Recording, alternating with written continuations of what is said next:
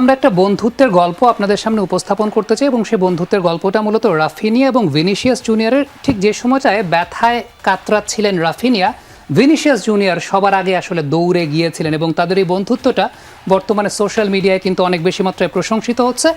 একটু আমরা দেখার চেষ্টা করব যে সেই দৃশ্যটাকে আমাদের কাছে আছে কিনা।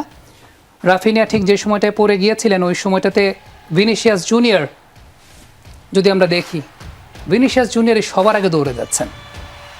এখানে হয়তো বা লুকাস পাকেতা বসেছিলেন, বাট ভিনিসিয়াস গিয়ে প্রথম কথা বলছেন।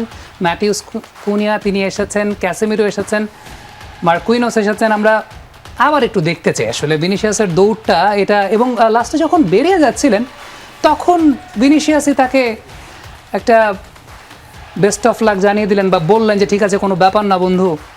বার্সেলোনা রিয়াল মাদ্রিদ দুটা ক্লাবের মধ্যে দ্বৈরথের ব্যাপারে তো আমরা সবাই জানি, কিন্তু এই দুই ক্লাবের বন্ধুত্ব আমার কাছে মনে হয় ব্রাজিল দলটা বার্সেলোনা এবং রিয়াল মাদ্রিদকে এক সূত্রে গেঁথেছে এবং দুজনকে একই সঙ্গে আমরা খেলতে দেখেছি। চমৎকার এই দৃশ্যটা, কি বলবেন আসলে? বিশ্বকাপ ফুটবলের মঞ্চেই তো এরকম দেখা যায়।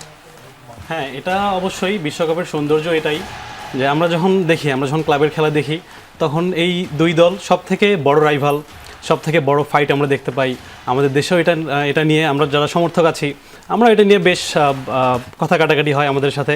কিন্তু তারা যখন এত বড় রাইভাল হওয়ার পরেও এক মাঠে যখন খেলতে নামে তখন এই যে এভাবে যখন আমরা দেখি যে একজন যখন ইনজুর্ড হয় বা তার সাথে যখন কোনো ফাউল হয়, সবার আগে যেমন হচ্ছে ভিনির কাছে সবার আগে রাফিনিয়া চলে যায় বা রাফিনিয়ার কাছে সবার আগে ভিনি চলে যায়। তো এটাই আমাদের ফুটবলের সৌন্দর্য, যেটা সবাইকে একত্র করে ফেলে।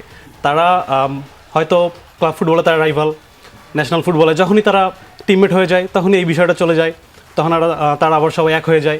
তো এই সৌন্দর্যটা আমরা উপভোগ করি সবাই, এবং আমরা চাই যে আমাদের যারা সমর্থক আছি আমাদের খুনছুটি থাকবে, আমরা দ্বৈরথ থাকবে, তো দিন শেষে যেন আমরা সবাই আবার এভাবে যেন এক হয়ে যেতে পারি।